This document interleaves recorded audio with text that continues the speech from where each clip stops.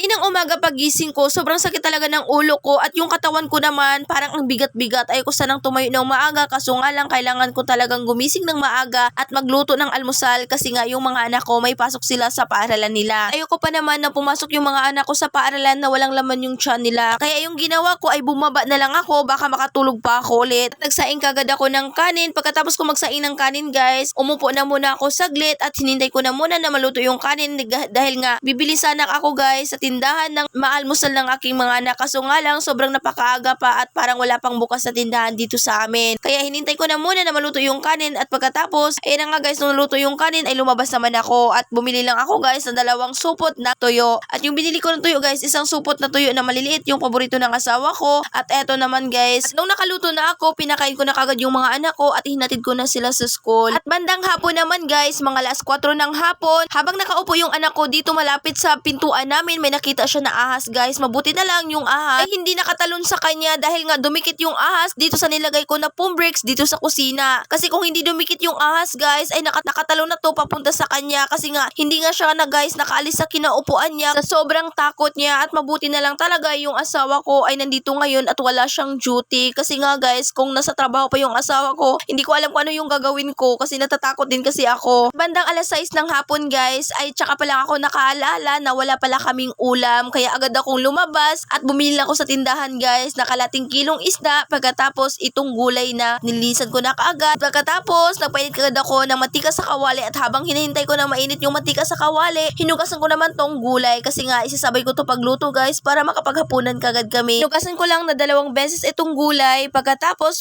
ko mahugasan itong gulay, naghiwa naman ako ng bawang. Nung natapos na ako maghiwa ng bawang, ay tinabi ko na muna itong gulay at nilagay ko na muna itong isda dahil nga mainit na talaga yung mantika na pinainit ko kanina. At nung nalagay ko naman itong mga isda guys, ayan, nagpainit na rin ako ng kabilang kawali guys sa kabilang lutuan para maisabay kong iluto itong gulay. At nilagay ko na kaagad itong bawang guys. Pagkatapos nung nag-brown na nga yung bawang, nilagay ko naman itong gulay. Nung nailagay ko na nga itong gulay ay sinangkot siya ko naman. Pagkatapos ay tinakpan ko lang siya saglit at hininaan ko lang yung apoy guys kasi nga mabilis lang maluto itong gulay. Pagkatapos tinignan ko naman itong pinirito ko na isda at luto na nga yung kabilang side, kaya babalik ta rin ko na para hindi naman masunog. At bago ko babalik ta rin itong isda, tinimplahan ko na muna ng toyo itong gulay. Pagkatapos nilagyan ko na rin ng 1 basong tubig at tinimplahan ko lang siya guys ng konting magic sarap. Pagkatapos tinakpan ko lang siya at hihintayin ko lang siya guys na kumulo. At eto naman yung isda guys, binaliktad ko na. Habang binabaliktad ko tong isda na prito guys, yung asawa ko naman ay nag-ready naman siya guys ng pagsasawsawan nito sa isda, yung toyo at saka kalamansi, kasi eto talaga yung gusto namin na pagsawsawan sa pritong isda guys, yung toyo na merong kalamansi. At ayan na nga guys, luto na nga yung ulam namin, kaya kain po tayo guys. Thank you Lord sa lahat ng blessing. Yan lang muna, maraming salamat po sa inyong panonood. God bless.